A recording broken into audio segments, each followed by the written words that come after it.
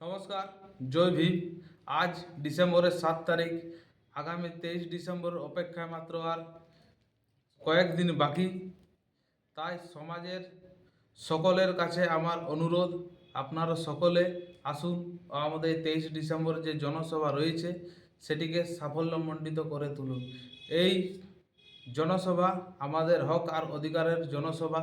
এই জনসভা আমাদের আগামী প্রজন্মের ভবিষ্যতের জনসভা।